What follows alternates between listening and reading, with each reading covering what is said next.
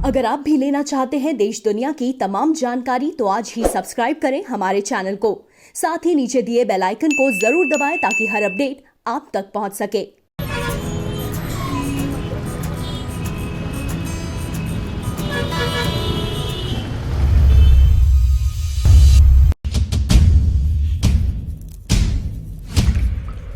नमस्कार, प्रभास साक्षी देख रहे हैं आप। आपके साथ मैं हूं अंकित सिंह। कार्यक्रम है चाय पर समीक्षा और इस कार्यक्रम में हमेशा की तरह रहेंगे प्रभास साक्षी के संपादक नीरज कुमार दुबे जी।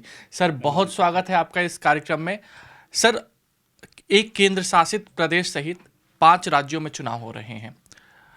खैर, चुनावी नतीजे 2 तारीख को आएंगे, लेकिन वर्तमान परिस्थिति में भाजपा, तृणमूल कांग्रेस, लेफ्ट, इन तमाम दलों के बारे में तो हम बात करेंगे, लेकिन कांग्रेस की क्या स्थिति है, कांग्रेस कहां खड़ी है, आप कैसे देख रहे हैं वर्तमान परिस्थिति में कांग्रेस को?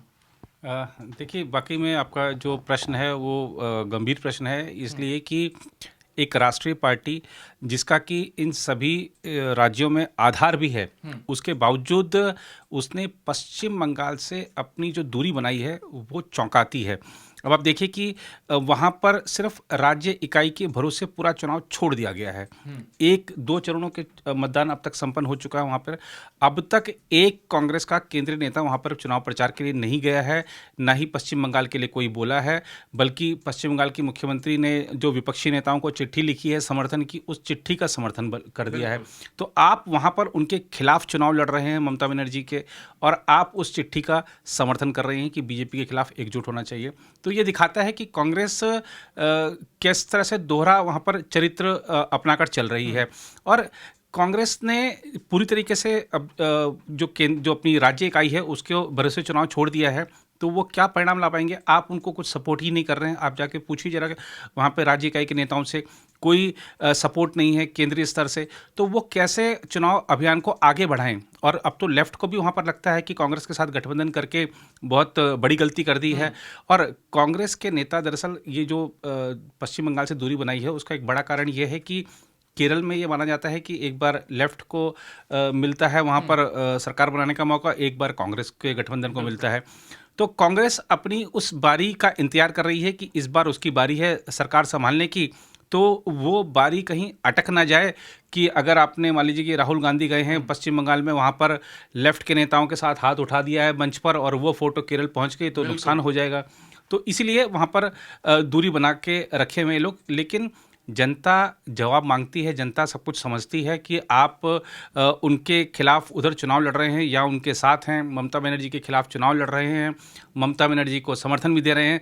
कर क्या रहे हैं आप? यही स्पष्ट, आप खुद स्पष्ट नहीं हैं तो दूसरे क्या आपके बारे में राय जानेंगे? और आप देखिए, चाहे हम पुडुचेरी की बात कर लें, आप द्रमुक की बात, तमिलनाडु की बात कर लीजिए, केरल की बात कर लीजिए, आप असम की बात कर लीजिए, आप बंगाल की बात कर लीजिए, पूरी तरह से इन 5 राज्यों में कांग्रेस क्षेत्रीय दलों के समर्थन के साथ बैसाखी पे वहाँ पर चुनाव लड़ रही है। तो अपनी राष्ट्रीय स्तर की जो उसकी एक मान्यता है वो तो गिरवी रख दी है इन क्षेत्रीय दलों के सामने। और ये दिखाता है कि अब देखिए, अब कांग्रेस की जो स्थिति है उसी का फ़ायदा लोग उठा रहे हैं। अब तमिलनाडु की अगर बात कर लेते हैं, वहाँ पर देखिए कांग्रेस की ने मांगी थी 50 सीटें चुनाव लड़ने के लिए, लेकिन जो द्रमुक थी वो उसने बिहार का हाल देखा था कि बिहार में तेजस्वी यादव ने बड़ी गलती कर दी थी कांग्रेस को ज़्यादा सीटें देकर, और उसी वजह से वो सत्ता में आने से रह गए। वो गलती नहीं दोहराई उन्होंने। वहाँ पर 18 सीटें देना चाहते थे, लेकिन फिर बातचीत आगे बढ़ी तो 25 सीटों पर वहाँ पर कांग्रेस सहमत हुई चुनाव लड़ने के लिए। तो ये दिखाता है कि कांग्रेस की साथ आप ठीक है नेता खड़े हो जाते हैं, लेकिन जब सीट उसको देने की बात आती है तो क्षेत्रीय दलों के नेता भी जानते हैं कि ये पार्टी सीटें निकालने की स्थिति में नहीं है। इसको अगर जितनी सीटें दोगे आप चुनाव लड़ने के लिए, उतना बड़ा नुकसान होगा। तो ये कांग्रेस के लिए एक बड़े झटके जैसा है। अभी तो चुनाव परिणाम नहीं आए हैं, लेकिन उससे पहले झटके जैसा है कि जिस तरीके का माहौल दिख रहा है। और ठीक है कि असम में अगर हम देखें कांग्रेस के नेताओं की सभाओं में भीड़ जुट रही है, लेकिन हमें यह नहीं भूलना चाहिए कि कांग्रेस का वहाँ पर जो अजमल की पार्टी है उसके साथ गठबंधन है, तो उनके कार्यकर्ता भी उनकी सभाओं में रहते हैं। तो वहाँ भी जिस तरह से आपने बैसाखी का जिक्र किया, तो बैसाखी के सहारे ही असम में कांग्रेस अपना चुनाव लड़ती दिख रही है। और ये 5 राज्यों के चुनाव परिणाम जो आएंगे, ये देश की राजनीति की दशा दिशा तो तय करेंगे ही, कांग्रेस की भी दशा दिशा तय कर देंगे। क्योंकि अगर कांग्रेस इन 5 राज्यों में से अगर केरल में जहां उसकी संभावना है सरकार बनाने की है, सरकार नहीं बना पाई, तो G23 के जो लीडर्स हैं वो छोड़ेंगे नहीं। मैं वही दिशा और दशा की जो आपने बात की, तो मैं उसमें एक लाइन और जोड़ना चाहता हूं कि दिशा दशा जो तय कांग्रेस की करेंगे ही, साथ ही साथ राहुल गांधी और प्रियंका गांधी की भी होगी, क्योंकि ये दोनों ही स्टार प्रचारक हैं कांग्रेस की तरफ से भी फिलहाल। सर, आपने बात की कि कांग्रेस क्या कर रही है, वैचारिक रूप से भी देखें तो कांग्रेस कंफ्यूज नजर आ रही है। आखिर इतना कंफ्यूजन कांग्रेस में क्यों है? क्या कांग्रेस की जो स्थिति है, जो CWC की स्थिति है, जो आपने G23 की भी बात की, क्या चुनावों को लेकर कांग्रेस कोई एक तरीके से मंत्रणा जो होती है पार्टी में वो नहीं हो रही है? अभी महाराष्ट्र में भी हमने खबर जो देखी है, सुनी है कि वहाँ भी कांग्रेस अकेले चलना चाहती है गठबंधन में होने के बावजूद। तो क्या कांग्रेस किस तरह से अपनी राजनीति को आगे बढ़ा रही है वर्तमान परिस्थिति में? देखिए, कांग्रेस कंफ्यूज इसलिए नज़र आ रही है क्योंकि कांग्रेस अपनी विचारधारा से भटक गई है। अब सांप्रदायिक दलों से दूर रहने की उसकी जो विचारधारा थी उसको उसने छोड़ दिया है और महज चुनावी लाभ के लिए उन्होंने सांप्रदायिक दलों से गठबंधन किया है। अगर हम केरल में देख लें तो वेलफेयर पार्टी उनके साथ में है, अगर हम मुस्लिम लीग भी उनके साथ में है, और असम में देख लें तो AIUDF जो बदरुद्दीन अजमल की पार्टी है वो उनके साथ में है। बंगाल में उन्होंने फुरफुरा शरीफ वालों के साथ गठबंधन कर लिया जो उन्होंने अपनी नई पार्टी बनाई है। तो ये दिखाता है कि किस तरीके से आप सांप्रदायिक दलों को साथ ले रहे हैं जो कि सिर्फ एक संप्रदाय के नाम पर बने हैं और संप्रदाय के नाम पर राजनीति करते हैं। और इन गठबंधनों का विरोध जो G23 के नेता हैं उन्होंने किया था, लेकिन क्योंकि राहुल गांधी और प्रियंका गांधी आमादा थे कि ये गठबंधन होना चाहिए तो वो हो गया, और वो गठबंधन का क्या फ़ायदा होगा अब चुनाव परिणाम बता ही देंगे। तो कांग्रेस ने अपनी विचारधारा छोड़ दी है।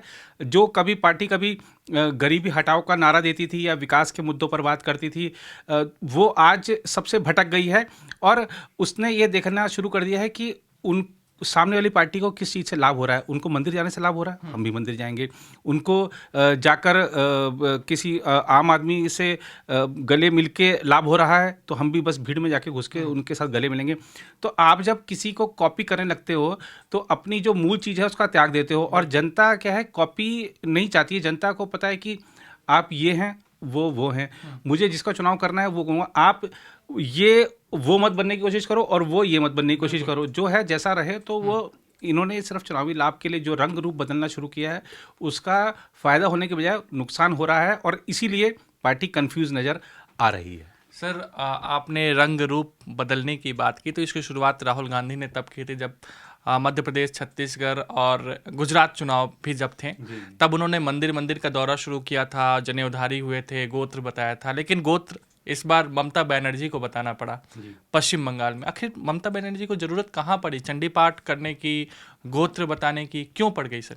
देखिए, वहाँ पर बंगाल की अगर हम स्थिति की बात करें क्योंकि उनको गोत्र बताने की ज़रूरत क्यों पड़ी, तो बंगाल का अभी जो अगर हम राजनीतिक सामाजिक समीकरण देखें वहाँ पर एक चीज़ स्पष्ट है कि जितने भी मुस्लिम वोटर हैं वो ममता बनर्जी के साथ हैं। भले ही फुरफुरा शरीफ वालों ने अपनी पार्टी बना ली है और कांग्रेस के साथ भी मुस्लिम हैं, लेकिन ये जो मुस्लिम मतदाता हैं वो ये देखते हैं कि बीजेपी को हराने की क्षमता कौन रखता है। तो उनको पता है कि अगर बीजेपी को हराने की क्षमता कोई रखता है या बीजेपी को वहाँ पर कोई टक्कर देने की क्षमता रखता है तो वो तृणमूल है। वो बीजेपी की सरकार नहीं चाहते हैं, इसीलिए वो तृणमूल के साथ खड़े हैं। इसीलिए वहाँ पर ममता बनर्जी को पता है कि मुझे इनको प्रभावित करने की कोई ज़्यादा ज़रूरत नहीं है। हमने नंदीग्राम में भी देखा कि जो हिंदू बाहुल्य क्षेत्र थे वहाँ पर ममता बनर्जी ने ज़्यादा दौरे किए हैं क्योंकि उनको लगता है कि ये जो वोटर है ये मेरी ये भी कमज़ोर कड़ी है और इनको मुझे साधना होगा क्योंकि बीजेपी ने इनके बीच में बहुत मेहनत की है। चाहे वो बंगाली हिंदू वहीं के हों, जो वहीं रहते हैं, रहने वाले हैं, मूल निवासी वहीं के हैं, या फिर देश के अन्य भागों से जाकर जो वहाँ बंगाल में बसे हैं उनकी बात हो। तो ऐसे लोगों को साधने में ममता बनर्जी को मेहनत करनी पड़ रही है। उनको विश्वास दिलाना पड़ रहा है कि मैं भी कर्मकांडी हूँ और मैं भी हिंदू हूँ, मैं भी दुर्गा पाठ करती हूँ, मैं भी चंडी पाठ करती हूँ, आप मेरा उच्चारण देखिए, आप मेरा गोत्र जानिए, मुझे वोट करिए। तो ये इसलिए उनको करना पड़ रहा है क्योंकि बीजेपी ने ऐसा, और ख़ास तौर पे हमने देखा कि जिस तरीके से वहाँ पर एक लहर चल पड़ी है, ममता बनर्जी जहाँ से जाती हैं वहीं उनको जय श्री राम के नारों के साथ उनका अभिवादन होता है। तो ये सब माहौल देखकर उनको अपना सब कुछ बताना पड़ा है। और ऐसे ही हमने देखा था कि किस तरीके से राहुल गांधी का जिक्र किया आपने, तो उनको भी बताना पड़ा था। उन्होंने भी अपना गोत्र बताया था, कहा था मैं जनेऊधारी हूँ, मैं शंकर जी का उपासक हूँ। तो ये सब चीज़ें बताते हैं। जो नेता अब देखा आपने तमिलनाडु में जो पार्टियां हैं, खासतौर पे द्रमुक पार्टियां हैं, वो एक तरह से सारी की सारी नास्तिक वाली बात करते हैं। लेकिन इस चुनाव में उन्होंने भी बढ़ चढ़कर वादे किए हैं कि हमारी सत्ता आई तो हम हिंदू मंदिरों के जो जीर्णोद्धार की बात करें, चाहे हम वहाँ पर और विकास की बात करें तो इतने 1000 करोड़ दे देंगे, इतने करोड़ दे देंगे। तो ये सब कर रहे हैं। जब माहौल ऐसा हो जाता है तो सबको उसमें लाभ लेने के लिए कुछ ना कुछ वादे करने पड़ते हैं। बीजेपी इफेक्ट है। हाँ, बस वही कह सकते हैं। ठीक है सर, आपने माहौल की बात की। देश में चुनावी माहौल चरम पर है। 2 तारीख तक ऐसे ही माहौल बना रहेगा जब तक नतीजे नहीं आते हैं। लेकिन वर्तमान का माहौल कोरोना संक्रमण का, जो एक बार फिर से कोरोना रिटर्न्स हुआ है, खास करके महाराष्ट्र में और भी बाकी राज्यों में है, गुजरात, मध्य प्रदेश, पंजाब में जो स्थिति भयंकर हो गई है, क्या ये लापरवाही का नतीजा है या फिर वाकई में कहीं सरकार से चूक हो गई बीच में जब मामले कम आने लगे? क्योंकि 2 फरवरी की हम बात करें तो 8000 के आसपास मामले थे, लेकिन 2 अप्रैल की अगर हम बात करते हैं तो ये मामले जो पहुंच गए 81,000 के आसपास। तो सर कहाँ चूक हुई? नहीं, देखिए, हम इसमें हम किसी एक को दोष नहीं दे सकते, ना सिर्फ सरकार को दोष दे सकते, ना आम लोगों को दोष दे सकते। हम भारतीयों की शायद एक ये मनोवृत्ति है कि हम बहुत ज़्यादा जल्दी अगर हमको मंजिल दिख जाए तो हम बहुत जल्दी उत्साहित हो जाते हैं और फिर सब कुछ भूल जाते हैं और वहीं हम गलती कर बैठते हैं। कोरोना से लड़ाई में भारत ने जो एकजुटता दिखाई, पूरी दुनिया ने देखा कि किस तरीके से भारत ने इतनी गंभीर चुनौती के साथ लड़ाई लड़ी। भारत इस बीच में आत्मनिर्भर भी बना, अर्थव्यवस्था को बचा के रखा, वैक्सीन का इजाद घरेलू स्तर पे किया, पूरी दुनिया की मदद कर रहा है भारत। और भारत की लड़ाई का उदाहरण पूरी दुनिया में दिया जाने लगा। लेकिन मंजिल करीब देखकर हम जो होश था वो खो बैठे और जोश में वो गलती कर बैठे जिसकी सज़ा भुगतनी पड़ रही है। तो हमने जब मास्क लगाना बंद कर दिया, हमने सोशल डिस्टेंसिंग जो अपनानी बंद कर दी, तो कोरोना वायरस इसी का तो इंतजार कर रहा था कि हम कहीं चूक करें और वो फिर से हावी हो, और हावी हो गया। और आप देखिए कि चाहे हमने लोगों की बात करी, लोग अपने जोश में होश खो बैठे, गलती कर बैठे। सरकारों की तरफ से भी हो गया कि ठीक है चलो अब धीरे धीरे सब बाकी सब चीज़ें भी खोल दो। शायद अभी खोलने की ज़रूरत नहीं थी बहुत सारी चीज़ें, लेकिन धीरे धीरे सब चीज़ें खुलती गई। अब लेकिन उनके सामने भी मुसीबत ये है कि अगर अर्थव्यवस्था के सभी पहलुओं को खोला नहीं जाएगा तो काम कैसे चलेगा, क्योंकि उनके भी रेवेन्यू नहीं आ रहे हैं और काम भी बहुत सारे हैं, लोगों की मदद भी बहुत सारी करनी है, जॉब्स चली गई हैं। तो सरकारों के पास भी क्योंकि कहाँ से आए पैसा वाली बात थी। अब कर्ज भी कितना जुटाएं, और वैश्विक अर्थव्यवस्था भी अगर हम देखें उसकी भी हालत कोई ऐसी खास नहीं है कि आपको दूसरे देश भी कर्ज दे देंगे। बहुत सारी चीज़ें ऐसे पहलू होते हैं जिसमें सरकारों को भी निर्णय लेने पड़ते हैं, लेकिन क्या करें।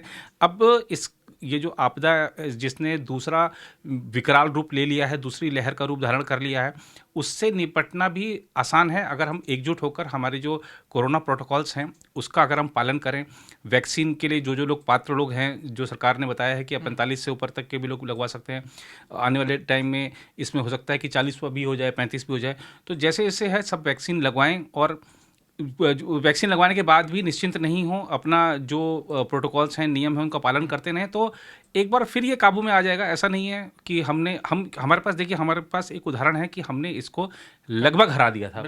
तो लगभग हरा दिया था तो हम पूरी तरह भी हरा सकते हैं, बस ध्यान रखने की ज़रूरत है। और इस स्थिति में हम किसी को ब्लेम ना करें तो अच्छा है, एकजुट होकर लड़ाई लड़ें। बिल्कुल सर, एक सवाल क्योंकि दर्शकों के लिए ज़्यादा ज़रूरी है। अफवाह बहुत ज़्यादा है कि लॉकडाउन लगेगा, फिर वैसा ही लॉकडाउन होगा, ट्रेनें बंद हो जाएगी। इसको कैसे देखते हैं? क्या लॉकडाउन की स्थिति भारत में आ गई है? क्या राष्ट्रव्यापी लॉकडाउन हो सकता है, या जिस तरीके से राज्य जिला दर जिला लॉकडाउन कर रहे हैं वैसी स्थिति बनी रहेगी? देखिए, अभी इसमें कोई दो राय नहीं कि दुनिया के कई देशों में इस समय लॉकडाउन चल रहा है। फ्रांस में तो हमने देखा कि तीसरा राष्ट्रीय लॉकडाउन शुरू हो चुका है। भारत में भी कुछ शहरों में, कुछ राज्यों में आंशिक लॉकडाउन की घोषणा की गई है। नाइट कर्फ्यू हैं, तमाम तरह की पाबंदियां हैं। राष्ट्रव्यापी लॉकडाउन, देखिए ये लॉकडाउन लगाकर आप, हो सकता है कि आपने 10,000 आंकड़े एक दिन में कम कर लिए, लेकिन उससे नुकसान कितना होगा अर्थव्यवस्था का। और जो लोग चाहते हैं कि जो ये सोचते हैं कि लॉकडाउन लगना चाहिए, उनको ज़रा ये भी सोचना चाहिए कि इससे नुकसान कितना हुआ था, आप कहाँ थे, कहाँ आ गए, ये भी थोड़ा सा आकलन कर लीजिए। और क्या लॉकडाउन घर में बैठे रहना ही समस्या का हल है, या फिर उससे लड़कर खड़े होकर हम इसका सामना करें। तो लॉकडाउन समस्या का हल नहीं है। ठीक है कि इससे आप कुछ चीज़ों को नियंत्रित कर सकते हैं, लेकिन अंततः आपको बाहर रहकर ही लड़ाई लड़नी होगी और इसके साथ जीना सीखना होगा, नियमों का पालन करते हुए। लॉकडाउन समस्या का हल नहीं है, और मुझे नहीं लगता है कि कोई राष्ट्रव्यापी लॉकडाउन लगाया जाएगा। और जो अभी MHA ने जो कुछ गाइडलाइंस जारी की, उसमें राज्यों को और जिला स्तर पर भी कुछ अधिकार दिए गए हैं कि आप अपने अपने हिसाब से जो स्थिति है वहाँ की, उस हिसाब से निर्णय ले सकते हैं। मुझे राष्ट्रव्यापी लॉकडाउन की तो संभावना नहीं लगती है, और ना ही लगेगा। ये हो सकता है कि राज्य अपने अपने स्तर पे कुछ पाबंदियां और बढ़ा दें। बिल्कुल। तो अभी भी कोरोना गया नहीं है, टीका अवश्य लगाएं, लेकिन साथ ही साथ 2 गज दूरी और मास्क भी है ज़रूरी। तो आप कोरोना प्रोटोकॉल, जैसा कि सर ने बोला, उसका भी आप लोग पालन करिए, तभी हम इस भयानक बीमारी से लड़ सकते हैं। फिलहाल आज चाय पर समीक्षा में इतना ही। मुझे यानी अंकित सिंह और प्रभा साक्षी के संपादक नीरज कुमार दुबे को दीजिए इजाज़त। नमस्कार।